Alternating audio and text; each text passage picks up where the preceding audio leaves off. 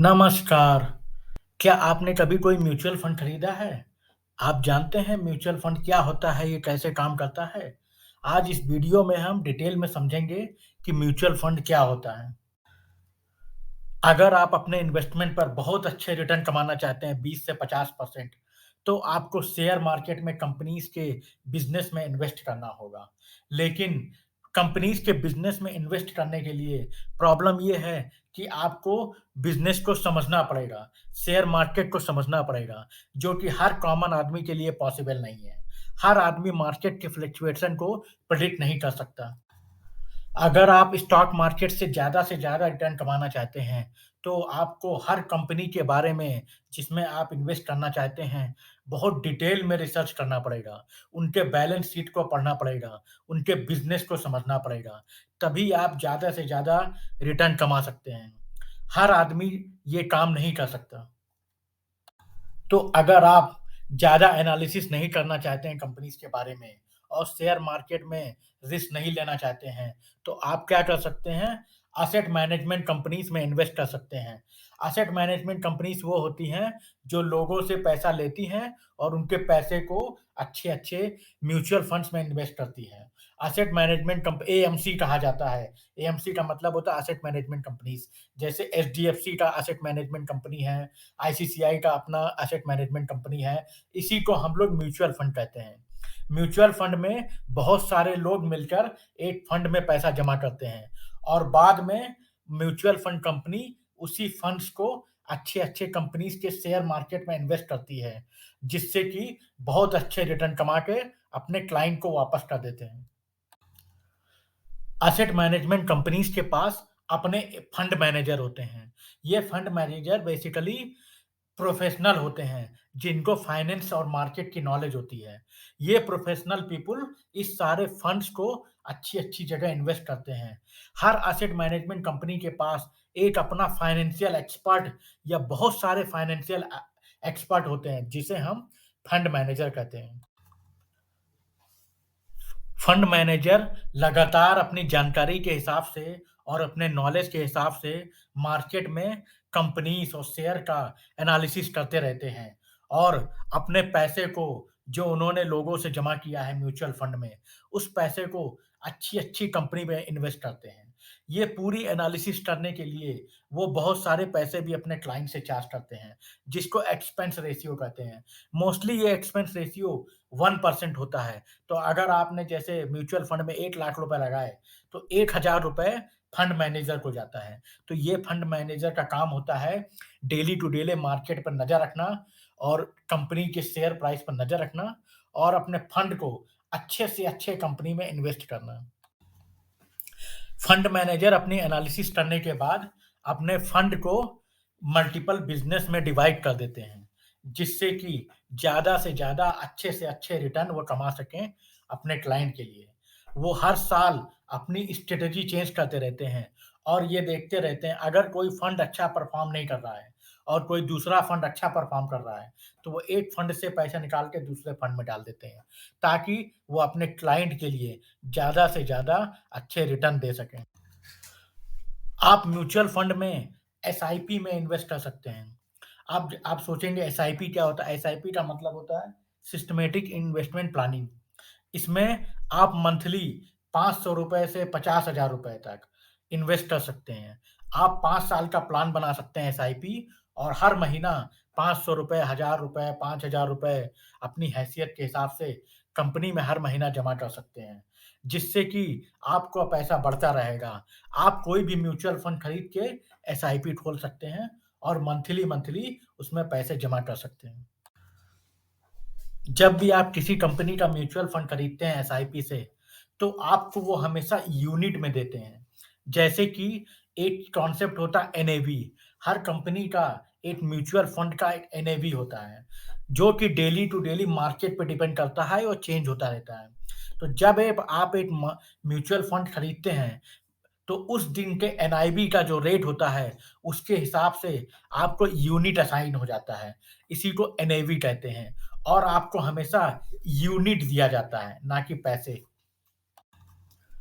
आइए हम यूनिट्स और एनएवी को एक एग्ज़ाम्पल से समझते हैं। मान लीजिए आपने एक म्यूचुअल फंड कंपनी में एसआईपी लिया है, जिसमें आप हर महीने ₹5000 जमा करते हैं। किसी एक स्पेसिफिक दिन, जिस दिन एनएवी म्यूचुअल फंड का एनएवी ₹125 है, आपने उस दिन ₹5000 जमा किए। तो उस दिन के रेट के हिसाब से आपको 5000 डिवाइडेड बाय एनएवी मतलब 40 यूनिट आपके पोर्टफोलियो में ऐड हो जाएगा। तो म्यूचुअल फंड कंपनी हमेशा आपको यूनिट देती है, पैसे नहीं देती है। जैसे आप शेयर मार्केट में जाते हैं, तो आप नंबर ऑफ शेयर्स खरीदते हैं, उस दिन के शेयर मार्केट के हिसाब से, उस दिन जो शेयर का प्राइस होता है, उसके हिसाब से आपको नंबर ऑफ शेयर्स मिल जाते हैं।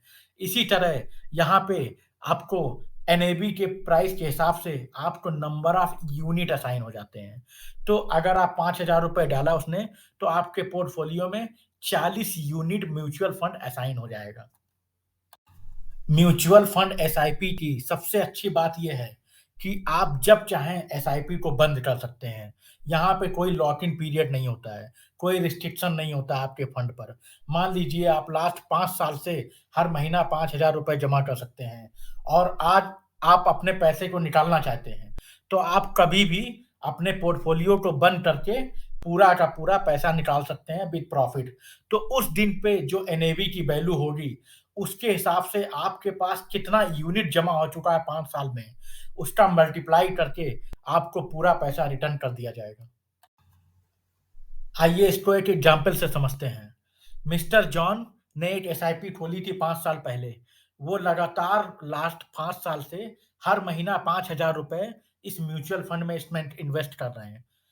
पिछले 5 सालों में उनके पास टोटल 600 यूनिट जमा हो चुके हैं उनके पोर्टफोलियो में। आज वो अपना म्यूचुअल फंड ब्रेक करना चाहते हैं, अपना एसआईपी ब्रेक करना चाहते हैं।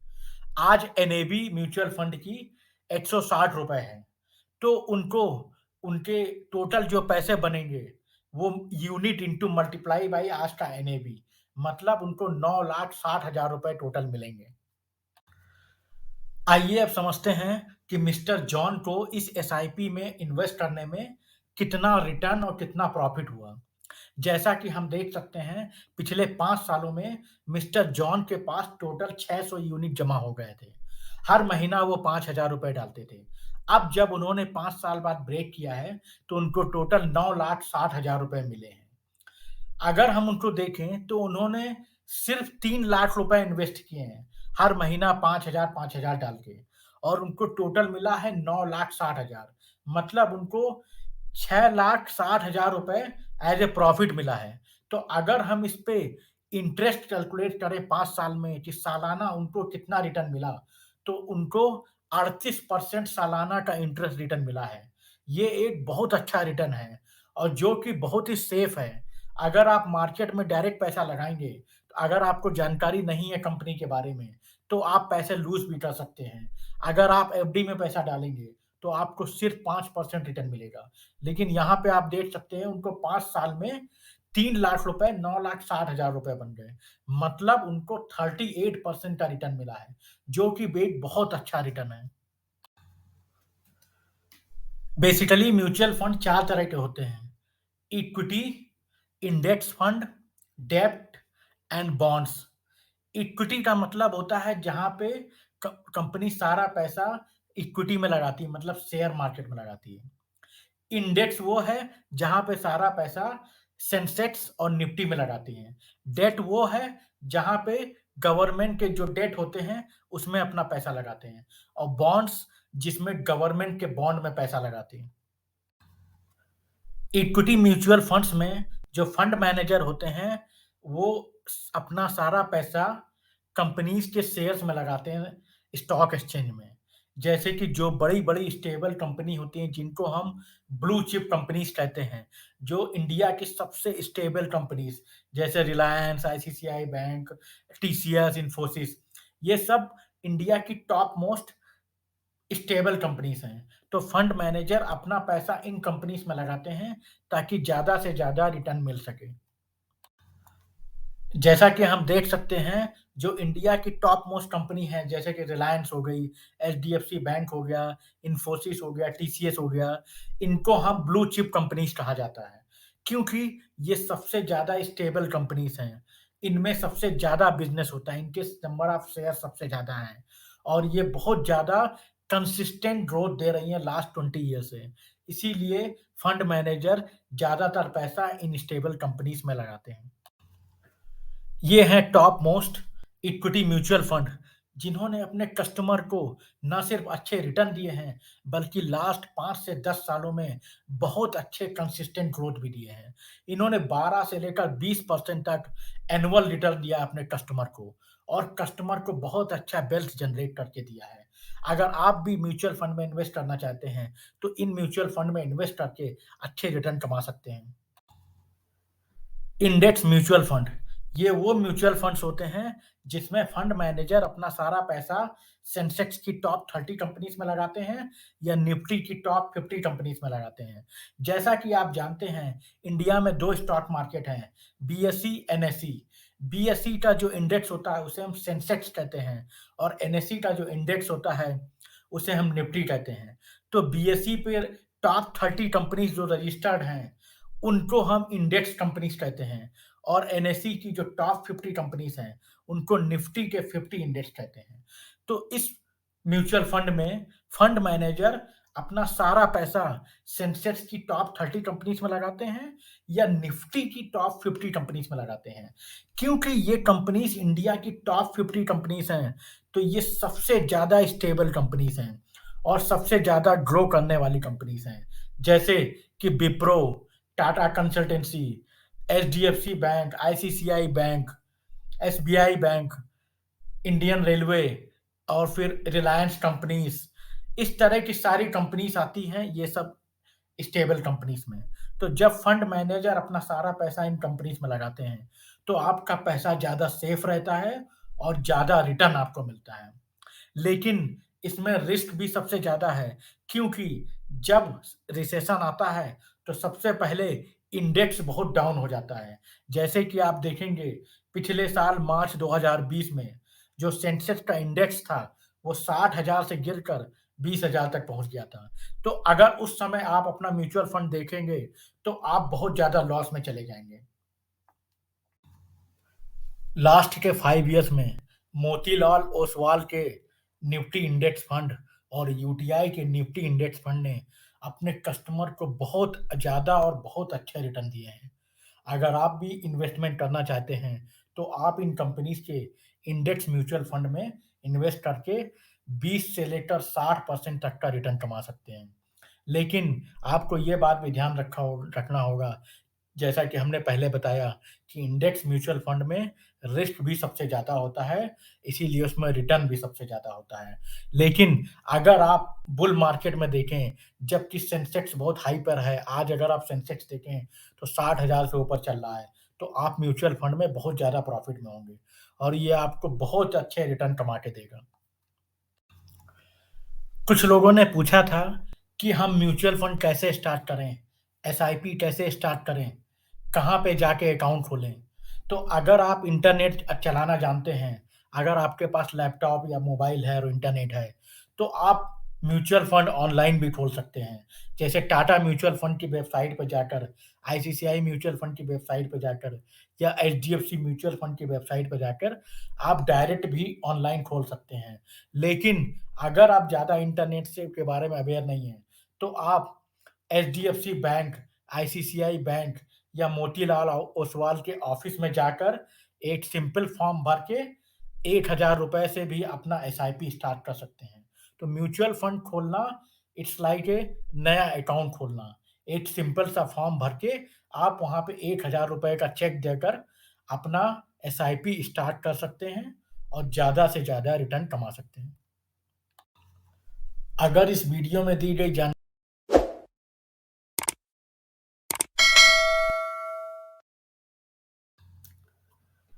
जब आप एक किसी कंपनी के साथ म्यूचुअल फंड खरीदते हैं और हर महीने एसआईपी में 5,000 10,000 जमा करते हैं, तो आपका वो पैसा एक फंड में जाके जमा हो जाता है, जिसको हम म्यूचुअल फंड कहते हैं। एसेट मैनेजमेंट कंपनी वो म्यूचुअल फंड का पैसा अपने फंड मैनेजर के थ्रू मार्केट में लगाती हैं या इक्विटी में लगाती हैं। तो आप जो पैसा जमा करते हैं, उसका 1% या 2% उनके फंड मैनेजर को एज़ ए कमीशन जाता है। तो फंड मैनेजर या एसेट मैनेजमेंट कंपनी आपके पैसे में से 1% चार्ज करती है। इसी चार्ज को एक्सपेंस रेशियो कहते हैं। एक्सपेंस रेशियो वो है जो कंपनी अपने मैनेजमेंट के लिए लेती है, ताकि आपका वो पैसा मैनेज कर सके। तो ये पैसा वो एज़ ए कमीशन चार्ज करते हैं। इसी को हम एक्सपेंस रेशियो कहते हैं। चलिए एक एग्जाम्पल से समझते हैं। मिस्टर जॉन ने एक म्यूचुअल फंड ले रखा है, जिसमें वो हर महीना ₹5000 जमा करते हैं एसआईपी में। मान लीजिए कि आज के दिन जब मिस्टर जॉन ₹5000 जमा कर रहे हैं, उस दिन म्यूचुअल फंड कंपनी का जो एनएवी है, वह ₹125 पर है।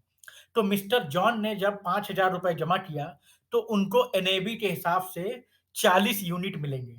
अब क्वेश्चन ये आता है कि जब उनको 40 यूनिट पूरे मिल गए, तो एक्सपेंस रेशियो कहाँ गया? तो एक्सपेंस रेशियो या कमीशन वो अलग से नहीं कटता है, बल्कि जो कंपनी एनएवी डिफाइन करती है, जो NAV daily to daily change होता रहता है म्यूचुअल फंड का, इस एनएवी में कमीशन या फिर एक्सपेंस रेशियो पहले से ही जुड़ा हुआ है। तो आपके पैसे में वो अलग से कमीशन या एक्सपेंस रेशियो नहीं काटेंगे, बल्कि जब आप पैसा जमा करते हैं ₹5000 और आपको 40 यूनिट मिलता है, तो उस यूनिट में पहले से ही कमीशन या एक्सपेंस रेशियो जुड़ा हुआ है। तो इसी को हम एक्सपेंस रेशियो कहते हैं। आई होप को आपको समझ में आ गया होगा।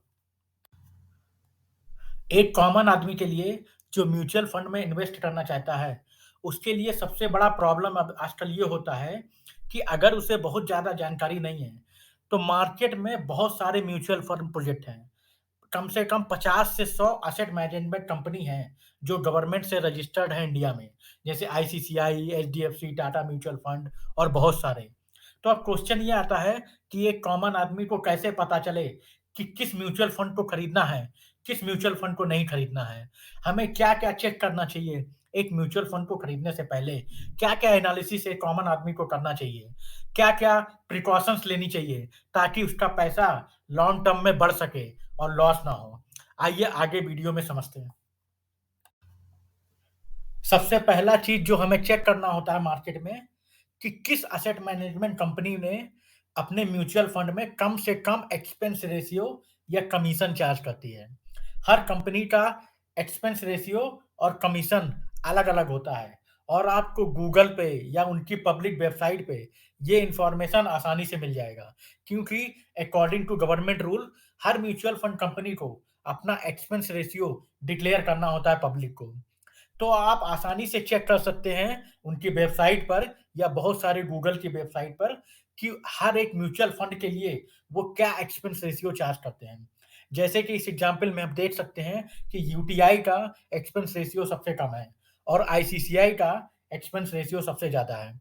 क्योंकि जब आप ज़्यादा पैसे लगाएँगे 1 लाख, 2 लाख, 5 लाख रुपए, तो अगर वो 5 लाख का अगर 1% 2% आप कैलकुलेट करेंगे पर ईयर, तो ये एक बहुत बड़ी अमाउंट हो जाती है। तो आपको बड़ी केयरफुली एक्सपेंस रेशियो चूज़ करके ही करेक्ट फंड में इन्वेस्ट करना चाहिए। सेकंड चीज़ हम ये चेक करते हैं कि उस मैसे एसेट मैनेजमेंट कंपनी के अंदर टोटल कितने लोगों ने अपना एसेट इन्वेस्ट किया हुआ है। जैसे हम चेक करते हैं एसेट अंडर मैनेजमेंट, इसको शॉर्ट फॉर्म में एयूएम बोलते हैं। हर कंपनी का एयूएम आपको उनकी वेबसाइट में मिल जाएगा। ये एयूएम वो होता है क्योंकि म्यूचुअल फंड में पूरी जनता पैसे इन्वेस्ट करती है। तो ये एयूएम ये बताता है कि इनके पास टोटल कितने जनता के पैसे हैं मैनेज करने के लिए। तो अगर किसी एसेट मैनेजमेंट कंपनी के पास या म्यूचुअल फंड कंपनी के पास जितना ज़्यादा पैसा एयूएम में है, इसका मतलब उस कंपनी पे लोगों का ट्रस्ट फैक्टर ज़्यादा है। वो कंपनी बहुत ज़्यादा पैसे मैनेज कर रही है। इसका मतलब है कि लोग उस कंपनी पे ज़्यादा ट्रस्ट करते हैं। उस कंपनी ने ज़्यादा ग्रोथ दी है लोगों को, इसीलिए शायद लोगों का उस कंपनी पे ट्रस्ट ज़्यादा है। इसीलिए हमें हर कंपनी का एयूएम और हर म्यूचुअल फंड जिसमें हम इन्वेस्ट कर रहे हैं, उसका एयूएम ज़रूर चेक कर लेना चाहिए। अगर कोई asset management company, mutual fund company या म्यूचुअल फंड पिछले 10 साल से चल रहा है और उसका एयूएम बहुत कम है, इसका मतलब या तो लोगों ने उसमें इन्वेस्ट नहीं किया है या तो लोगों ने इन्वेस्ट किया था, लेकिन अच्छे ग्रोथ ना होने के बाद लोगों ने अपने पैसे निकाल दिए हैं। तो एयूएम एक बहुत इंपॉर्टेंट फैक्टर है ये चूज़ करने के लिए कि कौन-सा फंड अच्छा है, कौन-सा बेकार है।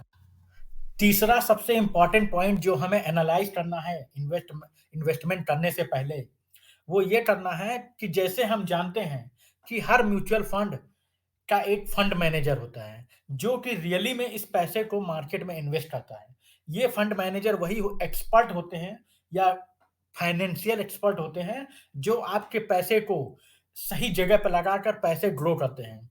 तो आपको फंड मैनेजर की हिस्ट्री और उनकी परफॉर्मेंस चेक करना बहुत ज़्यादा ज़रूरी है। कौन-सा फंड, कौन फंड मैनेजर मैनेज कर रहा है, ये सारी जानकारी आपको कंपनी के वेबसाइट पे मिल जाएगी। आप उनका प्रोफाइल चेक करिए, उनका लास्ट 10 ईयर्स की हिस्ट्री चेक करिए कि उन्होंने अपने कस्टमर को कितना ग्रोथ दिया है, अपने कस्टमर को कितना फ़ायदा पहुँचाया है, अपने कस्टमर को कितना वेल्थ जनरेट करके दिया है। ये भी डिपेंड करता है कि आपका पैसा फ्यूचर में बढ़ेगा या नहीं बढ़ेगा। अगर आपके पैसे को कोई गलत फंड मैनेजर मैनेज करेगा, तो डेफ़िनेटली आप पैसे लूज़ कर सकते हैं। इसीलिए फंड मैनेजर की हिस्ट्री और परफ़ॉर्मेंस चेक करना बहुत ज़रूरी है। और जो लास्ट पॉइंट है, जो सबसे ज़्यादा इम्पोर्टेंट है, आप जो भी म्यूचुअल फंड प्लान चूज़ कर रहे हैं, जैसे आईसीसीआई, तो आईसीसीआई के पास कम से कम 100 से 200 म्यूचुअल फंड प्लान हैं। तो आप जिस भी म्यूचुअल फंड प्लान में इन्वेस्ट कर रहे हैं, उसकी हिस्ट्री और परफॉर्मेंस ज़रूर चेक कर लें। मान लीजिए कि जैसे कि एग्ज़ाम्पल के लिए लेते हैं आईसीसीआई ब्लू चिप फंड। ये फंड 2008 में स्टार्ट हुआ था। मतलब कम से कम लास्ट 15 साल से ये फंड चल रहा है। तो आप आसानी से आईसीसीआई की वेबसाइट पे जाके चेक कर सकते हैं कि इस फंड में कितना टोटल पैसा लगा हुआ है और कितने लोगों ने इस पे पैसा लगाया है और पिछले 15 साल में इसका ग्रोथ और परफॉर्मेंस कैसा रहा है। इसने साल बाय साल कितना रिटर्न दिया है। जैसे कि यहाँ आप देख सकते हैं स्लाइड में, इसको 15 13 से 15 साल हो गए इस फंड को खुले हुए और इस फंड में टोटल 31,000 करोड़ रुपए लगे हैं। जो कि बहुत बड़ी अमाउंट है। इसका मतलब है इस कंपनी में लोगों का ट्रस्ट बहुत ज़्यादा है और इस म्यूचुअल फंड ने बहुत अच्छा परफॉर्मेंस दिया है लास्ट के 13 इयर्स में। इसीलिए इस फंड में लोगों का ट्रस्ट बहुत ज़्यादा है और लोगों ने बहुत पैसे इन्वेस्ट कर रखे हैं। इनका जो फंड मैनेजर है वो भी बहुत अच्छे हैं। आप उनकी हिस्ट्री जाके गूगल पे चेक कर सकते हैं। तो ये फंड ब्लू चिप फंड है, वो आईसीसीआई का सबसे टॉप परफॉर्मिंग फंड है। इसी तरह आप किसी भी म्यूचुअल फंड में ब्लाइंडली ट्रस्ट ना करें और एजेंट की बातों पर ना जाएँ, बल्कि खुद इंटरनेट पे जाके पब्लिक वेबसाइट पर, आईसीसीआई की वेबसाइट पे या बहुत सी दूसरी वेबसाइट पर इनका ग्राफ चेक कर लें, कम से कम पिछले 10 साल का, कि कितना ग्रोथ दिया है। उसके बाद ही आप पैसा इसमें लगाएँ। जैसे कि इस ग्राफ में आप देख सकते हैं, ICCI prudential blue chip fund ने पिछले 3 साल का ग्राफ है ये। आप इसमें देख सकते हैं उसने कितना पॉजिटिव ग्रोथ किया है और बहुत अच्छा ग्रोथ किया है और ये फंड आपको बहुत अच्छा रिटर्न दे सकता है। इसकी जो एनएवी है करंट, वो ₹64 पर यूनिट है। तो अगर आप इसमें ₹6,000 लगाते हैं, तो आपको 1,000 यूनिट मिल जाएगा। तो ये एक बहुत अच्छा फंड है, जिसमें लोगों का ट्रस्ट बहुत ज़्यादा है और ये आईसीसीआई का सबसे टॉप परफॉर्मिंग म्यूचुअल फंड है। दोस्तों, म्यूचुअल फंड की हिस्ट्री और परफॉर्मेंस जानना क्यों ज़रूरी है, ये आप इस एग्ज़ाम्पल से समझ सकते हैं। हम यहाँ पे देख सकते हैं बैंक ऑफ इंडिया का रिस्क फंड है। ये भी एक तरह का म्यूचुअल फंड है। ये म्यूचुअल फंड 2015 में ओपन हुआ था। लास्ट 6 इयर्स में इस फंड में किल टोटल 73 करोड़ इन्वेस्ट हुए हैं, जो कि बहुत ज़्यादा कम है। इसका मतलब है इस फंड ने अच्छा ग्रोथ नहीं दिया है। इस फंड ने लोगों को अच्छे रिटर्न नहीं दिए हैं और इस फंड में लोगों ने पैसा इन्वेस्ट नहीं किया है। इस फंड में किसी का कोई भी ट्रस्ट नहीं है। आप देख सकते हैं इसकी एनएवी कितनी कम है, ₹4 है, फिर भी इसमें लोगों ने इन्वेस्ट नहीं किया है और इस फंड ने नेगेटिव रिस्पॉन्स दिया है। मतलब आप देख सकते हैं -30% दिया है। इसका मतलब अगर आपने इस फंड में 1 लाख रुपए लगाए थे, तो आपका 30% पैसा लॉस हो गया। मतलब आपका 1 लाख रुपए 3 साल में 70,000 हो गया। तो इसीलिए आपको किसी भी म्यूचुअल फंड में ब्लाइंडली ट्रस्ट नहीं करना है। आपको एजेंट या ब्रोकर की बातों में नहीं आना है, बल्कि खुद उसका लास्ट 5 से कम 10 साल का एनालिसिस करना है, तब आपको खरीदना है। क्योंकि आपको बहुत सारे एजेंट या वो मिलेंगे जो आपको कन्विंस करने की कोशिश करेंगे। तो बहुत से वो लोग होते हैं जिनको इंटरनेट यूज़ करना नहीं आता या जो लोग एजेंट और ब्रोकर की बातों में आ जाते हैं, वो कोई भी ऐसा म्यूचुअल फंड खरीद लेते हैं और उनको लॉस में चले जाते हैं। मेन बात ये है कि म्यूचुअल फंड का मतलब ये नहीं है कि आपको बहुत ज़्यादा रिटर्न ब्लाइंडली मिल सकते हैं। म्यूचुअल फंड का मतलब ये है कि म्यूचुअल फंड आपको 30% से लेकर 60% तक का रिटर्न दे सकता है। लेकिन आपको केयरफुली एनालिसिस और परफॉर्मेंस चेक करने के बाद सही म्यूचुअल फंड में इन्वेस्ट करना है।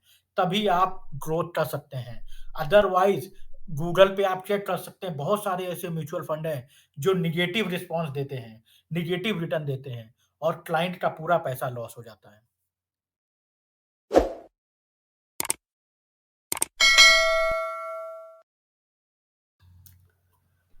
जब आप एक किसी कंपनी के साथ म्यूचुअल फंड खरीदते हैं और हर महीने एसआईपी में 5,000 10,000 जमा करते हैं, तो आपका वो पैसा एक फंड में जाके जमा हो जाता है, जिसको हम म्यूचुअल फंड कहते हैं। एसेट मैनेजमेंट कंपनी वो म्यूचुअल फंड का पैसा अपने फंड मैनेजर के थ्रू मार्केट में लगाती हैं या इक्विटी में लगाती हैं। तो आप जो पैसा जमा करते हैं, उसका 1% या 2% उनके फंड मैनेजर को एज़ ए कमीशन जाता है। तो फंड मैनेजर या एसेट मैनेजमेंट कंपनी आपके पैसे में से 1% चार्ज करती है। इसी चार्ज को एक्सपेंस रेशियो कहते हैं। एक्सपेंस रेशियो वो है जो कंपनी अपने मैनेजमेंट के लिए लेती है, ताकि आपका वो पैसा मैनेज कर सके। तो ये पैसा वो एज़ ए कमीशन चार्ज करते हैं। इसी को हम एक्सपेंस रेशियो कहते हैं। चलिए एक एग्जांपल से समझते हैं। मिस्टर जॉन ने एक म्यूचुअल फंड ले रखा है, जिसमें वो हर महीना ₹5,000 जमा करते हैं एसआईपी में। मान लीजिए कि आज के दिन जब मिस्टर जॉन ₹5,000 जमा कर रहे हैं, उस दिन म्यूचुअल फंड कंपनी का जो एनएवी है, वह ₹125 पर है। तो मिस्टर जॉन ने जब ₹5,000 जमा किया, तो उनको एनएवी के हिसाब से 40 यूनिट मिलेंगे। अब क्वेश्चन ये आता है कि जब उनको 40 यूनिट पूरे मिल गए, तो एक्सपेंस रेशियो कहाँ गया? तो एक्सपेंस रेशियो या कमीशन वो अलग से नहीं कटता है, बल्कि जो कंपनी एनएवी डिफाइन करती है, जो NAV daily to daily change होता रहता है म्यूचुअल फंड का, इस एनएवी में कमीशन या फिर एक्सपेंस रेशियो पहले से ही जुड़ा हुआ है। तो आपके पैसे में वो अलग से कमीशन या एक्सपेंस रेशियो नहीं काटेंगे, बल्कि जब आप पैसा जमा करते हैं ₹5,000 और आपको 40 यूनिट मिलता है, तो उस यूनिट में पहले से ही कमीशन या एक्सपेंस रेशियो जुड़ा हुआ है। तो इसी को हम एक्सपेंस रेशियो कहते हैं। आई होप को आपको समझ में आ गया होगा। एक कॉमन आदमी के लिए जो म्यूचुअल फंड में इन्वेस्ट करना चाहता है, उसके लिए सबसे बड़ा प्रॉब्लम अब आजकल ये होता है कि अगर उसे बहुत ज़्यादा जानकारी नहीं है, तो मार्केट में बहुत सारे म्यूचुअल फंड प्रोजेक्ट हैं। कम से कम 50 से 100 एसेट मैनेजमेंट कंपनी हैं, जो गवर्नमेंट से रजिस्टर्ड हैं इंडिया में, जैसे ICCI, HDFC, Tata mutual fund और बहुत सारे। तो अब क्वेश्चन ये आता है कि एक कॉमन आदमी को कैसे पता चले कि किस म्यूचुअल फंड को खरीदना है, किस म्यूचुअल फंड को नहीं खरीदना है? हमें क्या-क्या चेक करना चाहिए एक म्यूचुअल फंड को खरीदने से पहले? क्या-क्या एनालिसिस एक कॉमन आदमी को करना चाहिए? क्या-क्या प्रिकॉशंस लेनी चाहिए ताकि उसका पैसा लॉन्ग टर्म में बढ़ सके और लॉस ना हो? आइए आगे वीडियो में समझते हैं। सबसे पहला चीज़ जो हमें चेक करना होता है मार्केट में कि किस एसेट मैनेजमेंट कंपनी ने अपने म्यूचुअल फंड में कम से कम एक्सपेंस रेशियो या कमीशन चार्ज करती है। हर कंपनी का एक्सपेंस रेशियो और कमीशन अलग-अलग होता है और आपको गूगल पे या उनकी पब्लिक वेबसाइट पे ये इन्फॉर्मेशन आसानी से मिल जाएगा, क्योंकि अकॉर्डिंग टू गवर्नमेंट रूल हर म्यूचुअल फंड कंपनी को अपना एक्सपेंस रेशियो डिक्लेयर करना होता है पब्लिक को। तो आप आसानी से चेक कर सकते हैं उनकी वेबसाइट पर या बहुत सारे गूगल की वेबसाइट पर कि हर एक म्यूचुअल फंड के लिए वो क्या एक्सपेंस रेशियो चार्ज करते हैं। जैसे कि इस एग्जांपल में हम देख सकते हैं कि यूटीआई का एक्सपेंस रेशियो सबसे कम है और आईसीसीआई का एक्सपेंस रेशियो सबसे ज़्यादा है।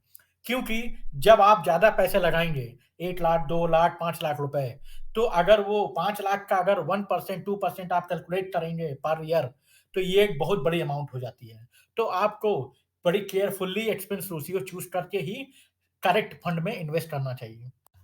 सेकंड चीज़ हम ये चेक करते हैं कि उस मैसे एसेट मैनेजमेंट कंपनी के अंदर टोटल कितने लोगों ने अपना एसेट इन्वेस्ट किया हुआ है। जैसे हम चेक करते हैं एसेट अंडर मैनेजमेंट, इसको शॉर्ट फॉर्म में एयूएम बोलते हैं। हर कंपनी का एयूएम आपको उनकी वेबसाइट में मिल जाएगा। ये एयूएम वो होता है क्योंकि म्यूचुअल फंड में पूरी जनता पैसे इन्वेस्ट करती है। तो ये एयूएम ये बताता है कि इनके पास टोटल कितने जनता के पैसे हैं मैनेज करने के लिए। तो अगर किसी एसेट मैनेजमेंट कंपनी के पास या म्यूचुअल फंड कंपनी के पास जितना ज़्यादा पैसा एयूएम में है, इसका मतलब उस कंपनी पे लोगों का ट्रस्ट फैक्टर ज़्यादा है। वो कंपनी बहुत ज़्यादा पैसे मैनेज कर रही है। इसका मतलब है कि लोग उस कंपनी पे ज़्यादा ट्रस्ट करते हैं। उस कंपनी ने ज़्यादा ग्रोथ दी है लोगों को, इसीलिए शायद लोगों का उस कंपनी पे ट्रस्ट ज़्यादा है। इसीलिए हमें हर कंपनी का एयूएम और हर म्यूचुअल फंड जिसमें हम इन्वेस्ट कर रहे हैं, उसका एयूएम ज़रूर चेक कर लेना चाहिए। अगर कोई asset management company, mutual fund company या म्यूचुअल फंड पिछले 10 साल से चल रहा है और उसका एयूएम बहुत कम है, इसका मतलब या तो लोगों ने उसमें इन्वेस्ट नहीं किया है या तो लोगों ने इन्वेस्ट किया था, लेकिन अच्छे ग्रोथ ना होने के बाद लोगों ने अपने पैसे निकाल लिए हैं। तो एयूएम एक बहुत इंपॉर्टेंट फैक्टर है ये चूज़ करने के लिए कि कौन-सा फंड अच्छा है, कौन-सा बेकार है। तीसरा सबसे इम्पोर्टेंट पॉइंट जो हमें एनालाइज़ करना है इन्वेस्टमेंट करने से पहले, वो ये करना है कि जैसे हम जानते हैं कि हर म्यूचुअल फंड का एक फंड मैनेजर होता है, जो कि रियली में इस पैसे को मार्केट में इन्वेस्ट करता है। ये फंड मैनेजर वही एक्सपर्ट होते हैं या फाइनेंशियल एक्सपर्ट होते हैं, जो आपके पैसे को सही जगह पे लगाकर पैसे ग्रो करते हैं। तो आपको फंड मैनेजर की हिस्ट्री और उनकी परफॉर्मेंस चेक करना बहुत ज़्यादा ज़रूरी है। कौन-सा फंड, कौन फंड मैनेजर मैनेज कर रहा है, ये सारी जानकारी आपको कंपनी के वेबसाइट पे मिल जाएगी। आप उनका प्रोफाइल चेक करिए, उनका लास्ट 10 ईयर्स की हिस्ट्री चेक करिए कि उन्होंने अपने कस्टमर को कितना ग्रोथ दिया है, अपने कस्टमर को कितना फ़ायदा पहुँचाया है, अपने कस्टमर को कितना वेल्थ जनरेट करके दिया है। ये भी डिपेंड करता है कि आपका पैसा फ्यूचर में बढ़ेगा या नहीं बढ़ेगा। अगर आपके पैसे को कोई गलत फंड मैनेजर मैनेज करेगा, तो डेफ़िनेटली आप पैसे लूज़ कर सकते हैं। इसीलिए फंड मैनेजर की हिस्ट्री और परफ़ॉर्मेंस चेक करना बहुत ज़रूरी है। और जो लास्ट पॉइंट है, जो सबसे ज़्यादा इम्पोर्टेंट है, आप जो भी म्यूचुअल फंड प्लान चूज़ कर रहे हैं, जैसे आईसीसीआई, तो आईसीसीआई के पास कम से कम 100 से 200 म्यूचुअल फंड प्लान हैं। तो आप जिस भी म्यूचुअल फंड प्लान में इन्वेस्ट कर रहे हैं, उसकी हिस्ट्री और परफॉर्मेंस ज़रूर चेक कर लें। मान लीजिए कि जैसे कि एग्ज़ाम्पल के लिए लेते हैं आईसीसीआई ब्लू चिप फंड। ये फंड 2008 में स्टार्ट हुआ था। मतलब कम से कम लास्ट 15 साल से ये फंड चल रहा है। तो आप आसानी से आईसीसीआई की वेबसाइट पे जाके चेक कर सकते हैं कि इस फंड में कितना टोटल पैसा लगा हुआ है और कितने लोगों ने इस पे पैसा लगाया है और पिछले 15 साल में इसका ग्रोथ और परफॉर्मेंस कैसा रहा है। इसने साल बाय साल कितना रिटर्न दिया है। जैसे कि यहाँ आप देख सकते हैं स्लाइड में, इसको 13 से 15 साल हो गए इस फंड को खुले हुए और इस फंड में टोटल 31,000 करोड़ रुपए लगे हैं। जो कि बहुत बड़ी अमाउंट है। इसका मतलब है इस कंपनी में लोगों का ट्रस्ट बहुत ज़्यादा है और इस म्यूचुअल फंड ने बहुत अच्छा परफॉर्मेंस दिया है लास्ट के 13 इयर्स में। इसीलिए इस फंड में लोगों का ट्रस्ट बहुत ज़्यादा है और लोगों ने बहुत पैसे इन्वेस्ट कर रखे हैं। इनका जो फंड मैनेजर है वो भी बहुत अच्छे हैं। आप उनकी हिस्ट्री जाके गूगल पे चेक कर सकते हैं। तो ये फंड ब्लू चिप फंड है, वो आईसीसीआई का सबसे टॉप परफॉर्मिंग फंड है। इसी तरह आप किसी भी म्यूचुअल फंड में ब्लाइंडली ट्रस्ट ना करें और एजेंट की बातों पर ना जाएँ, बल्कि खुद इंटरनेट पे जाके पब्लिक वेबसाइट पर, आईसीसीआई की वेबसाइट पे या बहुत सी दूसरी वेबसाइट पर इनका ग्राफ चेक कर लें, कम से कम पिछले 10 साल का, कि कितना ग्रोथ दिया है। उसके बाद ही आप पैसा इसमें लगाएँ। जैसे कि इस ग्राफ में आप देख सकते हैं, ICCI prudential blue chip fund ने पिछले 3 साल का ग्राफ है ये। आप इसमें देख सकते हैं उसने कितना पॉजिटिव ग्रोथ किया है और बहुत अच्छा ग्रोथ किया है और ये फंड आपको बहुत अच्छा रिटर्न दे सकता है। इसकी जो एनएवी है करंट वो 64 रुपए पर यूनिट है। तो अगर आप इसमें 6000 रुपए लगाते हैं, तो आपको 1000 यूनिट मिल जाएगा। तो ये एक बहुत अच्छा फंड है, जिसमें लोगों का ट्रस्ट बहुत ज़्यादा है और ये आईसीसीआई का सबसे टॉप परफॉर्मिंग म्यूचुअल फंड है। दोस्तों, म्यूचुअल फंड की हिस्ट्री और परफॉर्मेंस जानना क्यों ज़रूरी है, ये आप इस एग्ज़ाम्पल से समझ सकते हैं। हम यहाँ पे देख सकते हैं बैंक ऑफ इंडिया का रिस्क फंड है। ये भी एक तरह का म्यूचुअल फंड है। ये म्यूचुअल फंड 2015 में ओपन हुआ था। लास्ट 6 इयर्स में इस फंड में किल टोटल 73 करोड़ इन्वेस्ट हुए हैं, जो कि बहुत ज़्यादा कम है। इसका मतलब है इस फंड ने अच्छा ग्रोथ नहीं दिया है। इस फंड ने लोगों को अच्छे रिटर्न नहीं दिए हैं और इस फंड में लोगों ने पैसा इन्वेस्ट नहीं किया है। इस फंड में किसी का कोई भी ट्रस्ट नहीं है। आप देख सकते हैं इसकी एनएवी कितनी कम है, 4 रुपीस है, फिर भी इसमें लोगों ने इन्वेस्ट नहीं किया है और इस फंड ने नेगेटिव रिस्पॉन्स दिया है। मतलब आप देख सकते हैं -30% दिया है। इसका मतलब अगर आपने इस फंड में 1 लाख रुपए लगाए थे, तो आपका 30% पैसा लॉस हो गया। मतलब आपका 1 लाख रुपए 3 साल में 70,000 हो गया। तो इसीलिए आपको किसी भी म्यूचुअल फंड में ब्लाइंडली ट्रस्ट नहीं करना है। आपको एजेंट या ब्रोकर की बातों में नहीं आना है, बल्कि खुद उसका लास्ट 5 से कम 10 साल का एनालिसिस करना है, तब आपको खरीदना है। क्योंकि आपको बहुत सारे एजेंट या वो मिलेंगे जो आपको कन्विंस करने की कोशिश करेंगे। तो बहुत से वो लोग होते हैं जिनको इंटरनेट यूज़ करना नहीं आता या जो लोग एजेंट और ब्रोकर की बातों में आ जाते हैं, वो कोई भी ऐसा म्यूचुअल फंड खरीद लेते हैं और उनको लॉस में चले जाते हैं। मेन बात ये है कि म्यूचुअल फंड का मतलब ये नहीं है कि आपको बहुत ज़्यादा रिटर्न ब्लाइंडली मिल सकते हैं। म्यूचुअल फंड का मतलब ये है कि म्यूचुअल फंड आपको 30% से लेकर 60% तक का रिटर्न दे सकता है। लेकिन आपको केयरफुली एनालिसिस और परफॉर्मेंस चेक करने के बाद सही म्यूचुअल फंड में इन्वेस्ट करना है, तभी आप ग्रोथ कर सकते हैं। अदरवाइज़ गूगल पे आप चेक कर सकते हैं, बहुत सारे ऐसे म्यूचुअल फंड हैं जो नेगेटिव रिस्पॉन्स देते हैं, नेगेटिव रिटर्न देते हैं और क्लाइंट का पूरा पैसा लॉस हो जाता है। फंड्स 2021 का सर्च कर सकते हैं। तो इसमें हमें जो सबसे अच्छी जो वेबसाइट मुझे लगती है, वो लगती है ग्लो.com। तो अगर आप जाके देखेंगे ग्लो.com पे, तो बेस्ट म्यूचुअल फंड जो 2021 में है, आप उनका प्रॉपर एनालिसिस यहाँ पे ग्राफ के साथ कर सकते हैं। यहाँ पे कुछ और भी वेबसाइट हैं, जैसे यहाँ पे आप चेक कर सकते हैं बेस्ट म्यूचुअल फंड। तो आप अगर यहाँ पे देखेंगे म्यूचुअल फंड, तो यहाँ पे आप टॉप म्यूचुअल फंड कंपेयर कर सकते हैं। जैसे आईसीआईसीआई प्रूडेंशियल टेक्नोलॉजी फंड, यहाँ पे इसने 1 ईयर में 79% रिटर्न दिया है और इसकी रेटिंग 5% है, 5 स्टार है। थोड़ा इसको बड़ा कर देते हैं, जैसे आप देख सकते हैं। तो अगर आप इस ग्रो पे जाएंगे, तो यहाँ पे हम देख सकते हैं एक्सिस स्मॉल कम फंड, जिसमें 59% दिया है। तो अगर हम किसी एक के बारे में देखेंगे यहाँ पे, अब यहाँ पे जैसे हम किसी म्यूचुअल फंड के बारे में सर्च करना चाहते हैं, जैसे ICCI blue chip fund, ICCI prudential blue chip fund. तो अगर यहाँ पे आप चेक करेंगे इसका ग्राफ, तो इसने 18.6% रिटर्न दिया है लास्ट 3 ईयर्स में, आप यहाँ देख सकते हैं। तो 3 ईयर्स का जो इसका रिटर्न है वो 18.6, अगर हम 5 साल का रिटर्न देखें तो अराउंड 17% का रिटर्न दिया है इसने 5 साल में। और लास्ट 1 मंथ में आप देखें तो थोड़ा इसका डाउन हुआ है, क्योंकि अभी मार्केट थोड़ा डाउन है इसलिए। और लेकिन अगर 6 मंथ का देखें तो इसका रिटर्न देखिए, तो अगर आप 1 ईयर के लिए इसमें इन्वेस्ट करते हैं तो आपको अराउंड 33% का रिटर्न मिल जाएगा। और आपको जैसे मैंने पिछले वीडियो में बताया था ब्लू चिप फंड क्या होते हैं।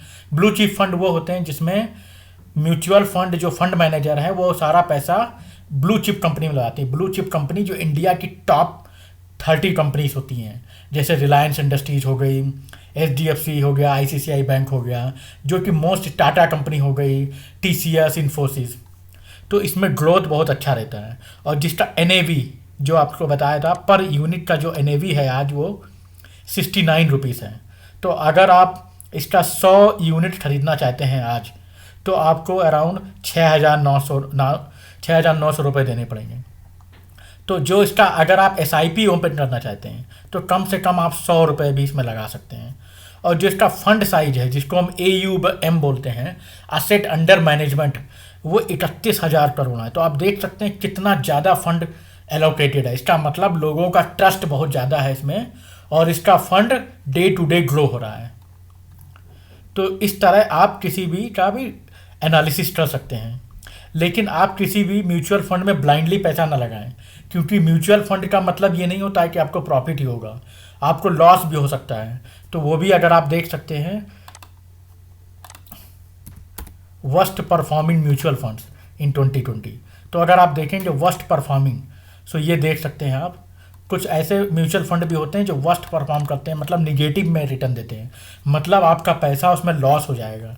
जैसे आप इसमें देख सकते हैं बिरला सन लाइफ गोल्ड, इसमें 99% निगेटिव है 1 वीक का।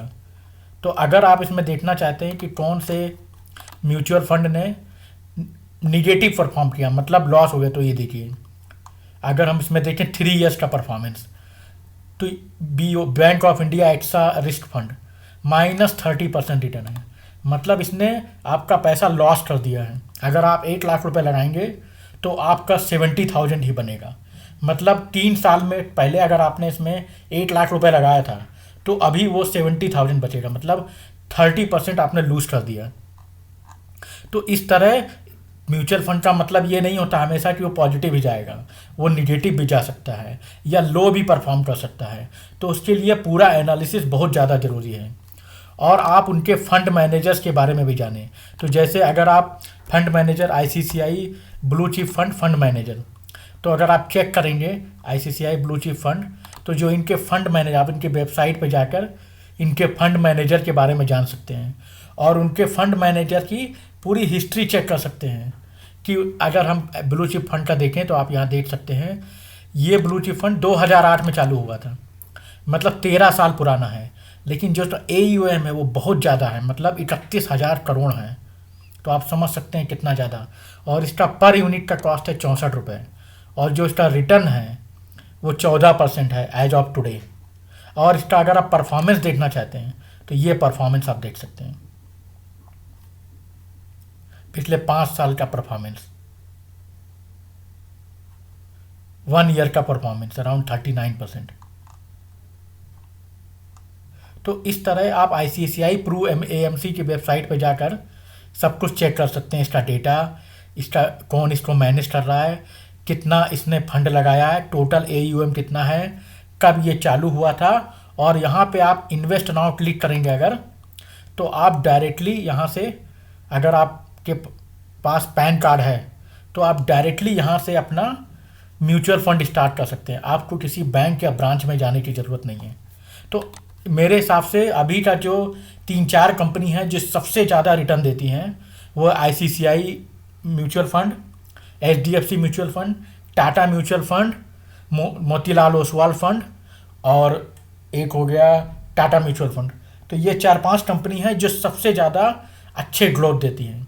लेकिन एक कंपनी के अंदर बहुत सारे म्यूचुअल फंड होते हैं, तो आप किस में इन्वेस्ट करना है किस में नहीं करना है वो भी आप पूरा एनालिसिस कर लें। तो जैसे ICICI बैंक, तो ICICI के भी बहुत सारे म्यूचुअल फंड होते हैं, तो आपको सारे प्लान उसके चेक कर लेने चाहिए। तो अगर आप इसमें जाएंगे तो आपको बहुत सारे प्लान मिलेंगे। तो आप जैसे कि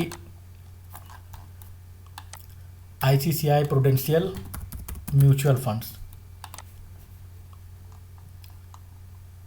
तो ये देखिए, तो ICICI के कितने सारे म्यूचुअल फंड हैं, तो उसमें कौन सा अच्छा रिटर्न दे रहा है उसका पूरा एनालिसिस करके ही आप अपना इन्वेस्टमेंट करें।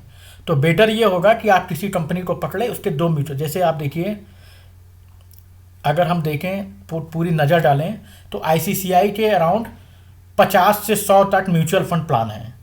उनमें से कौन सा प्लान कितना ज़्यादा आपको दे रहा है, तो जैसे पहला देखिए, नंबर 1 पे है ब्लू चिप फंड जो सबसे ज़्यादा रिटर्न दे रहा है 33%।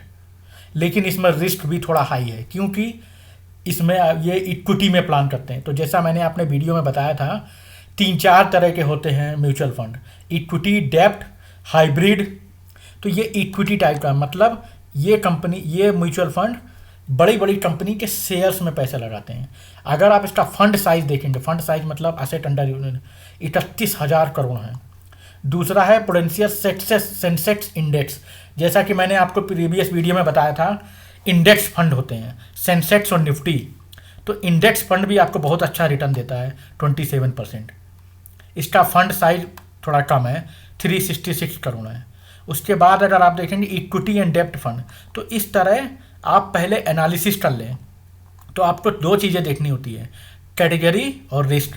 कैटेगरी है ये बताता है कि ये पैसा कहाँ लगाया जा रहा है। हाइब्रिड का मतलब होता है ये आधा 50% पैसा मार्केट में लगाते हैं, 50% पैसा सेफ जगह, क्योंकि आपको पता है मार्केट हमेशा रिस्की रहता है। तो ये हमेशा मिक्स लगाते हैं, हाइब्रिड मतलब होता है मिक्स।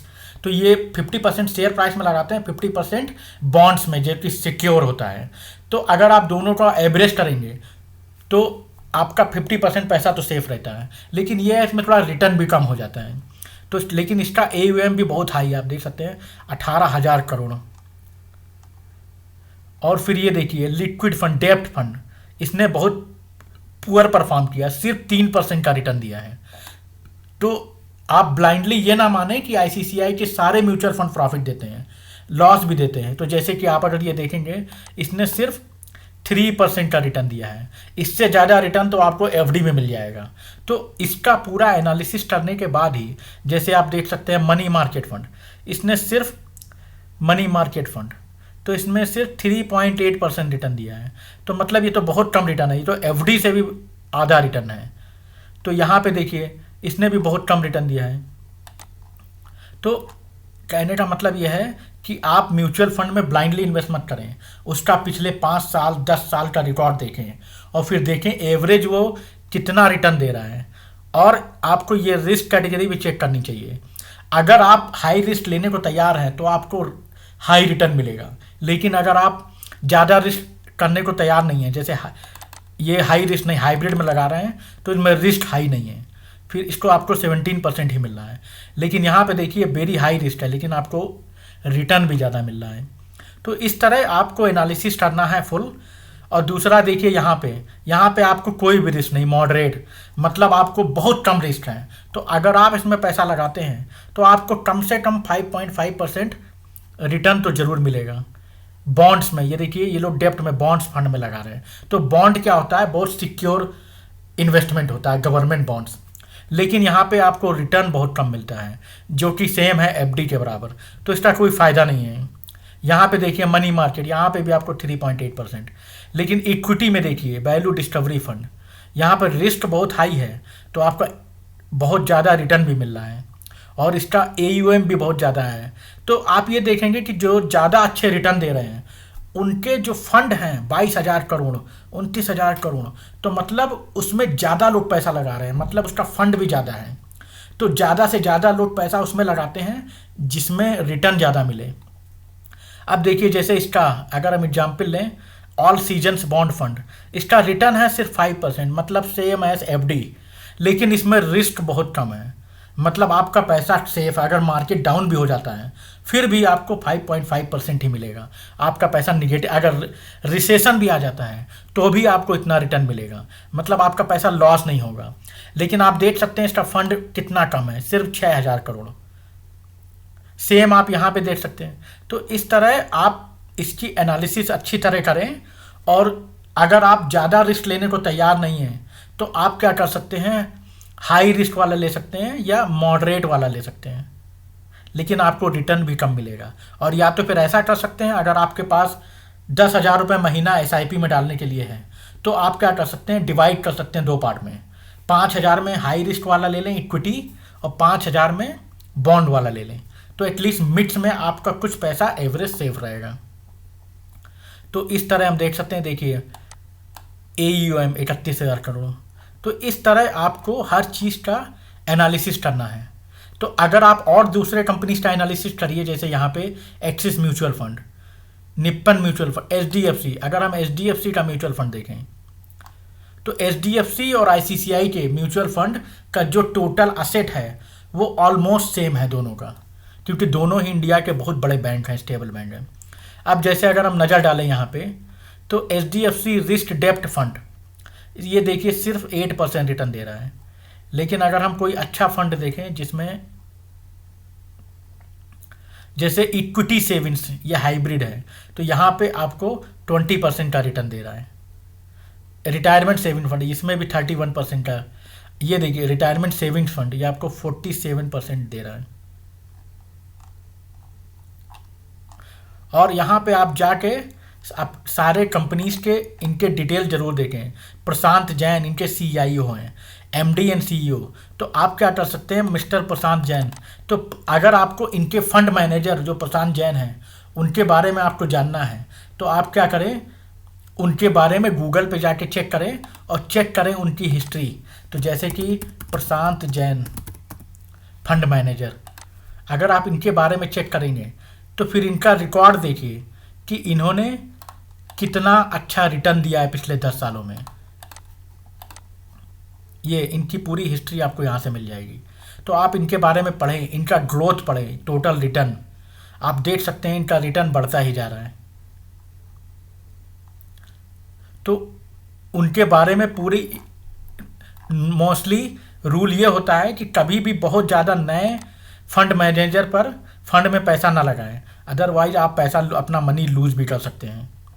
तो इसके लिए ज़रूरी है कि आप उन कंपनी में पैसा लगाएं जिनमें लॉन्ग टर्म आपको अच्छा रिटर्न मिल रहा है और जिनकी कम से कम 10 साल की हिस्ट्री है। उनका असेट मैनेजमेंट बहुत ज़्यादा है, असेट अंडर मैनेजमेंट कम से कम 5,000 करोड़, 10,000 करोड़, 20,000 करोड़ है।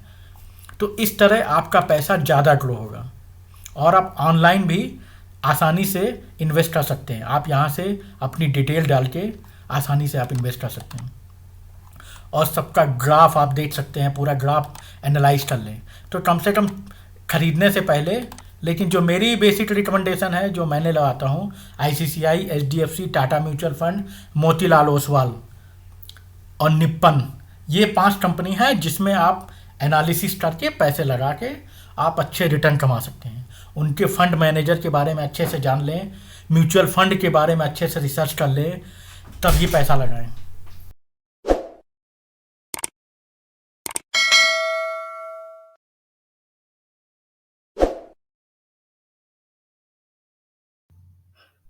किसी भी बिजनेस को चलाने के लिए बहुत सारे पैसों की ज़रूरत पड़ती है। आज हम वीडियो में ये समझेंगे डिटेल में कि कोई भी बिजनेस या बिजनेसमैन ये सारे पैसे कहाँ से लाता है। क्योंकि कोई भी बिजनेस जैसे कि फैक्ट्री या बहुत बड़ा इंडस्ट्री चलने के लिए हज़ारों करोड़ रुपए की ज़रूरत पड़ती है। आज हम इस वीडियो में डिटेल में समझेंगे कि वो ये पैसे कहाँ से मैनेज करते हैं, कैसे उनको हज़ारों करोड़ रुपए आते हैं और कौन देता है। 3-4 तरह से वो बिज़नेस पैसे कलेक्ट कर सकता है। पहला डेट, डेट मतलब लोन। दूसरा फंडिंग, फंडिंग मतलब जो सीड फंडर होते हैं या वेंचर कैपिटलिस्ट होते हैं या बहुत रिच पीपल होते हैं, जो दूसरों के बिज़नेस में पैसा लगाते हैं, उनसे आप लोन ले सकते हैं या अपनी कंपनी का पार्टनरशिप बना सकते हैं। और जो तीसरा तरीका होता है, आप अपनी कंपनी के आईपीओ लॉन्च कर सकते हैं, जिससे कि आप अपने शेयर कॉमन पब्लिक को बेच सकते हैं और उसके बदले में आपको हज़ारों करोड़ रुपए मिलेंगे। हमने अपने लास्ट वीडियो में बताया था कि आईपीओ क्या होता है और एक कंपनी आईपीओ कैसे लॉन्च करती है, कैसे शेयर बनते हैं और कैसे शेयर से कंपनी पैसा कमाती है। तो अगर आपने वो वीडियो नहीं देखा है, तो हमारे वीडियोज़ में जाकर आईपीओ का वीडियो देख सकते हैं। आज के वीडियो में हम डिस्कस करेंगे ये तीनों बेस डिटेल्स कि कैसे एक बिज़नेस इतने सारे पैसे कलेक्ट करता है। प्लीज़ पहले इस चैनल को सब्सक्राइब कर लें और बेल आइकन को क्लिक कर लें। अगर किसी बिज़नेसमैन को अपना बिज़नेस बढ़ाने के लिए लोन चाहिए होता है, तो वो बैंक में जाकर एमएसएमई लोन ले सकते हैं। ये लोन गवर्नमेंट ने चलाया है। गवर्नमेंट ऐसे बहुत सारे पॉलिसीज़ चलाती है, जिससे वो बिज़नेस को सपोर्ट करती है। क्योंकि जो बिज़नेस होते हैं, वो गवर्नमेंट को टैक्स देते हैं और युवाओं को रोज़गार भी देते हैं। तो इससे सोसाइटी का ग्रो होता है। इसीलिए बिज़नेसेस को गवर्नमेंट भी बहुत कम इंटरेस्ट पर लोन देती है। अगर आपका टोटल बिज़नेस 50 लाख का है, तो आप 5 करोड़ तक का लोन बैंक से उठा सकते हैं और अपने बिज़नेस को बढ़ा सकते हैं। बदले में आपको बैंक को मंथली इंस्टॉलमेंट देना पड़ेगा, ईएमआई। ये ऐसा ही है जैसे कोई आदमी अपने लिए हाउस खरीदता है होम लोन लेकर और वो मंथली इंस्टॉलमेंट देता है बैंक को। अंतर सिर्फ़ इतना है, बिज़नेस के लिए लोन में बहुत सारा कर्ज़ माफ़ी भी होता है, जो कि गवर्नमेंट देती है बिज़नेस को सपोर्ट करने के लिए। क्योंकि जो बिज़नेसमैन होते हैं, वो एक तरह से सोसाइटी के लिए बहुत अच्छा काम करते हैं। पहला, वो गवर्नमेंट को टैक्स देते हैं। दूसरा, वो नए-नए युवाओं के लिए रोज़गार पैदा करते हैं। तीसरा, वो जीडीपी को बढ़ाते हैं, क्योंकि फैक्ट्रीज़ में और बिज़नेस में जितना ज़्यादा प्रोडक्शन होता है, हमारी जीडीपी भी उतनी ज़्यादा बढ़ती है, तो कंट्री रिच होती है। तो किसी भी कंट्री में जितना ज़्यादा बिज़नेस ग्रो होगा, उतना ही ज़्यादा देश की जीडीपी बढ़ेगी। लेकिन ज़्यादातर कंपनीज़ आजकल जो स्टार्टअप खुल रहे हैं या बिज़नेस, वो लोन लेना पसंद नहीं करते बैंक से। इसका मेन कारण ये है कि अगर आप 5 करोड़ रुपए बैंक से लोन लेते हैं और अगर 2 साल बाद आपका बिज़नेस बर्बाद हो जाता है, तो बैंक आपको कोई भी फ़ायदा नहीं देगा। आपका बिज़नेस चले या बर्बाद हो जाए, इससे बैंक को कोई मतलब नहीं है। आपको बैंक को पूरा लोन चुकाना ही पड़ेगा और अगर बिज़नेस का ओनर लोन नहीं चुका सकता, तो उसकी अपनी प्रॉपर्टी बेच के लोन चुकाना पड़ेगा और उसके बाद भी लोन नहीं चुका पाता, तो उसको जेल जाना पड़ेगा। तो इसमें बहुत बड़ा रिस्क होता है लोन लेने में कि लोन आपको हर हाल में चुकाना है, चाहे आपका बिज़नेस चले या ना चले। उससे बैंक को कोई मतलब नहीं है। बैंक को अपना पैसा चाहिए तो चाहिए। आजकल जो बहुत सारे नए बिज़नेसेस खुल रहे हैं या स्टार्टअप खुल रहे हैं, वो लोग बैंक से लोन लेना प्रेफ़र नहीं करते। जैसा कि मैंने पिछले स्लाइड में बताया कि बैंक का लोन लेने में हमेशा ये रिस्क रहता है कि अगर स्टार्टअप बंद हो गया, तो बिज़नेस ओनर को पूरा लोन चुकाना पड़ेगा। तो इसीलिए वो लोन लेना प्रेफ़र नहीं करते।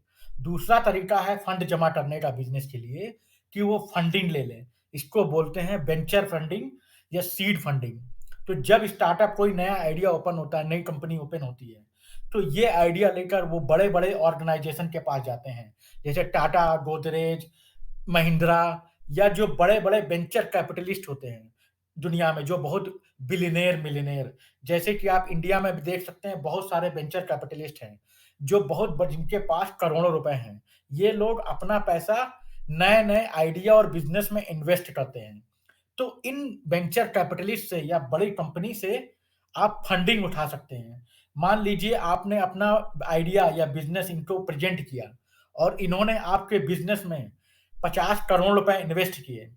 लेकिन उस इन्वेस्टमेंट के बदले उनको आपको अपनी कंपनी का हिस्सा देना पड़ेगा। तो मान लीजिए आप 50 करोड़ के बदले आपने अपनी कंपनी का 40% शेयर या हिस्सा या पार्टनरशिप इनको देना पड़ेगा।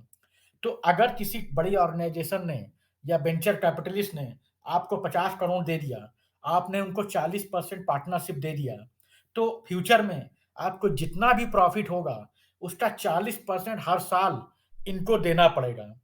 लेकिन इसमें फ़ायदा ये है कि अगर आपका स्टार्टअप 5 साल बाद बंद हो गया, तो आपको इनका 50 करोड़ रुपए चुकाने की ज़रूरत नहीं है, क्योंकि ये एक हिस्सेदारी थी, लोन नहीं था।